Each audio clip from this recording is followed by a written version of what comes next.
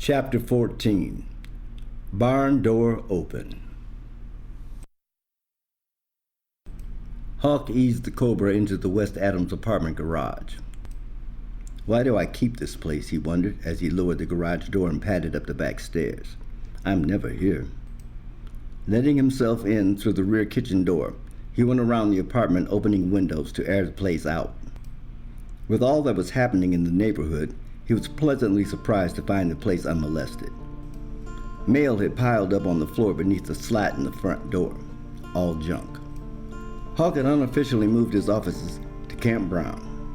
Head MTC honcho Nick Carlson was interloping on his authority, and Hawk meant to show him what was what.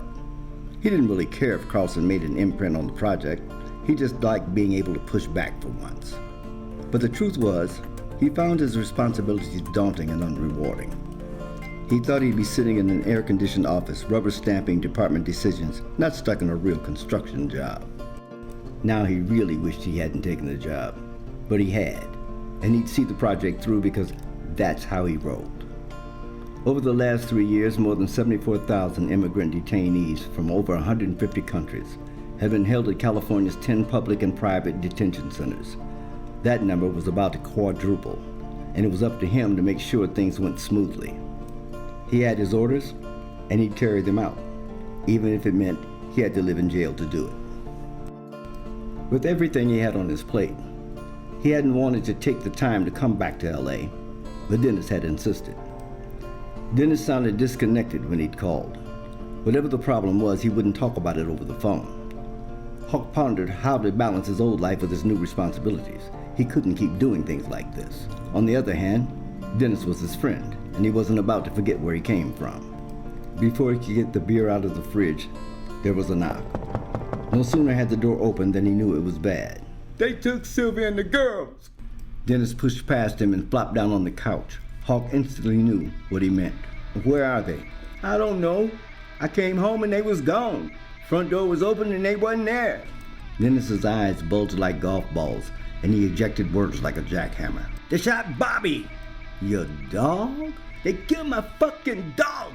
Shot him on the kitchen floor. Ain't nobody called. I ain't heard nothing. You gotta find him. I will. Her papers in order? Everything. We married. Girls born here. They ain't got no papers. Hawk went to the kitchen and rummaged through a junk drawer. He came back with a pad and pen and handed them to Dennis.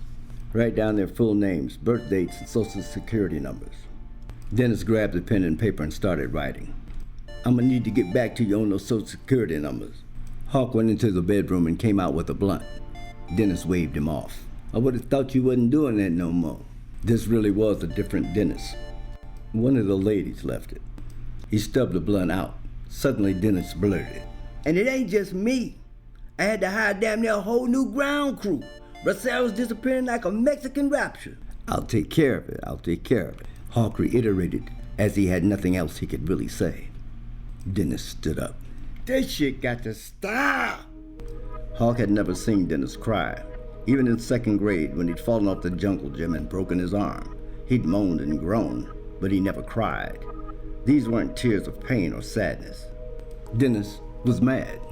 Hawk felt impotent. I'll get it in the system first thing in the morning. Girls don't even speak Spanish. They straight kidnap my people. Hawk mustered a mouthful of what he hoped came off as confidence. I'll get Homeland to issue emergency sweeps on family detention camps in the morning. He was surprised when Dennis said, First camp you ought to check is Brown. We don't have kids at Brown. If you don't, you will. I know you know what's going on in Flint. Hawk looked at the floor and Dennis suddenly asked, And what about Baltimore? Where'd you hear about Baltimore? So it's true. Hawk leaned back into the couch. It's supposed to be blacked out. Nigga, you can't black no shit like that out. That shit's true. Yeah. I told you these motherfuckers was bringing slavery back. How the fuck you work for these motherfuckers? Keep it down, nigga. If I didn't work for them, where exactly would you go right now? Dennis glared back defiantly. So what you gonna do? I'll do whatever. I'll find them. I'll get them released. Not them. You just gonna sit by and watch this shit go down? What shit? All this shit. What do you want me to do? Something. I told you I ain't Superman. Listen to me. You listening? This ain't about you. This about all us. Oh, no. You wouldn't be here if you didn't have a dog in this fight. You're not here for us. You're here for you. Dennis glanced askance as he struggled to find words ugly enough to express himself. I can't go back inside. You don't understand. I want to kill these people. They locking up motherfuckers like they made of gold. Somebody like me get out of line and bam, I'm done. But you on the inside. You can do things other people can't do. Like what? Dennis peeked over his shoulder as if to make sure no one else was listening. Leaning in, he half whispered.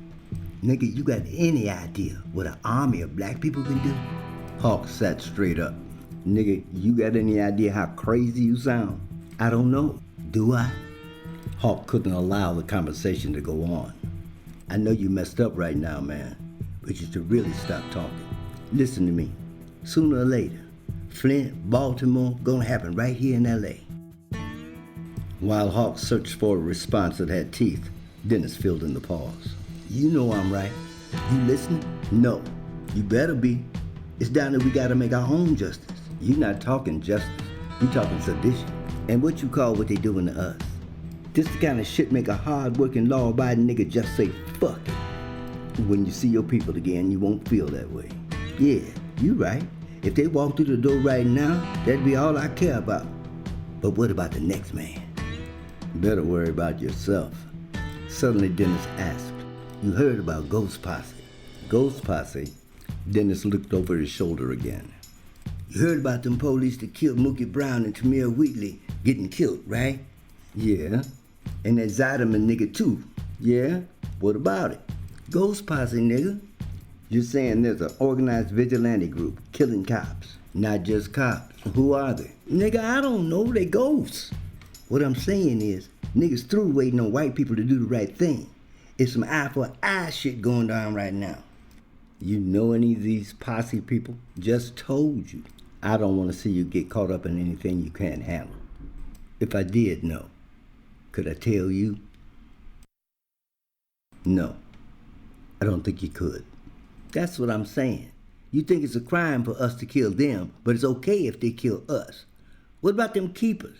They got a straight murder license. They enforce the law. Oh, hell no. Slavery was law too. Fuck that shit. Law and justice are two different things.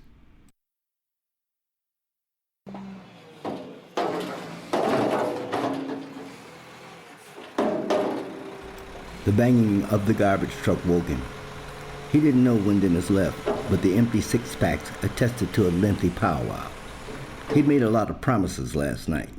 He was going to have to keep them. Closing the windows and grabbing the keys, he bounded down the back stairs.